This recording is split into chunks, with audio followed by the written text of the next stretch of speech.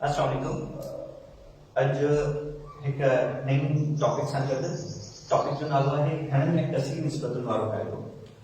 यादि रहे त असां स्टार्ट कयो हुयो चैप्टर नंबर 2 केमिकल कॉम्बिनेशन या कीमियाई अमल।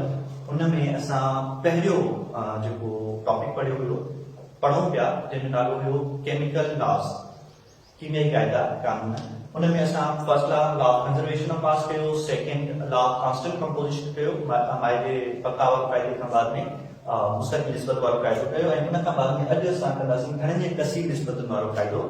ही क़ाइदो जॉन डॉल्टन 1803 में पेश कयो ऐं हिन जे मुताबिक़ जॾहिं के बि ॿ अंसर पाण में कीमियाई अमल करे हिक खां वधीक मुरकब ठाहिनि था, ॿ ठाहिनि था, टे ठाहिनि था, मतिलबु ॿ कीमियाई अंसर ऐं मुरकब हिक खां वधीक, ॿ हुजनि, टे हुजनि, चार हुजनि, जेतिरा ठाहिनि था, त जेको हिकिड़ो अंसर हूंदो उन जा मुख़्तलिफ़ चेंजेबल मासेस ॿिए अंसर जे मुक़ररु कयल माए सां, जेको ॿियो अंसर हूंदो उन जे मख़सूस माए सां, हिकु कांस्टेंट माए सां कीमियाई अमल कनि था। हाणे उहे हिकु जेको तव्हांजो एलिमेंट, हिकु एलिमेंट हूंदो जेको फिक्स हूंदो, उनजो मास जेको हूंदो फिक्स हूंदो, ऐं ॿियो जेको एलिमेंट उन सां रिएक्शन कंदो त हिकु कंपाउंड में उनजो मास हिकिड़ो हूंदो ऐं ॿिए कंपाउंड में उनजो मास ॿियो हूंदो, मतिलबु हिकिड़ो कांस्टेंट हूंदो ऐं ॿियो चेंजेबल हूंदो।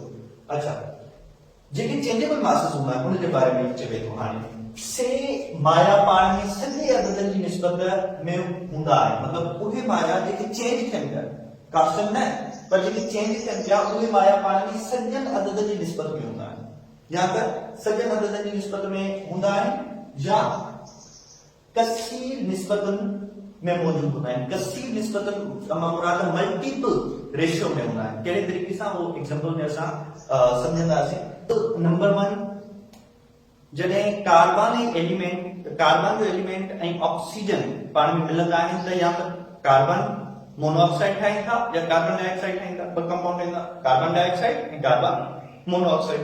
हाणे कार्बन मोनोऑक्साइड ते जेकर नज़र विझूं त जंहिंमें कार्बन जो मायो आहे 12, ऑक्सीजन जो आहे 16, यानी ऑक्सीजन हिते हिकु इस्तेमाल थियो आहे ऐं कार्बन में हिकु इस्तेमाल थियो आहे। जेकर सेकंड एग्जांपल ते नज़र विझंदासीं त कार्बन इस्तेमाल थियो आहे हिकु एटम, ऑक्सीजन इस्तेमाल थिया आहिनि 2 एटम, यानी कार्बन जो जेको मायो आहे उहो साॻियो रहियो, फिक्स रहियो, ऐं ऑक्सीजन जो जेको मायो आहे उहो चेंजेबल आहे, यानी 32 हिते मास में जो इस्तेमाल थियो आहे, इन जा एटम 2 इस्तेमाल थिया। त कानून चवे थो त जेको 2 एलिमेंट हिक खां वधीक कंपाउंड ठाहींदा त उन जो हिकु एलिमेंट जो मास साॻियो हूंदो ऐं ॿिए एलिमेंट जो मास चेंज थींदो। अच्छा, सेकंड एग्जांपल ॾिसूं था। हाइड्रोजन ऐं ऑक्सीजन पाण में रिएक्शन करे या वाटर ठाहींदा या हाइड्रोजन पेरोक्साइड ठाहींदा, मतिलबु वाटर बि ठहे थो, हाइड्रोजन पेरोक्साइड बि ठहे थो। त हाणे वाटर में हाइड्रोजन ऑक्साइड वाटर खे असां ॾिसूं त इन में हाइड्रोजन जो मायो आहे 2, जॾहिं त ऑक्सीजन जो मायो आहे 16 ऐं ऑक्सीजन जो हिकु एटम इस्तेमाल थियो आहे। ऑक्सीजन जा ज़ाहिर आहे 2 एटम इस्तेमाल थिया।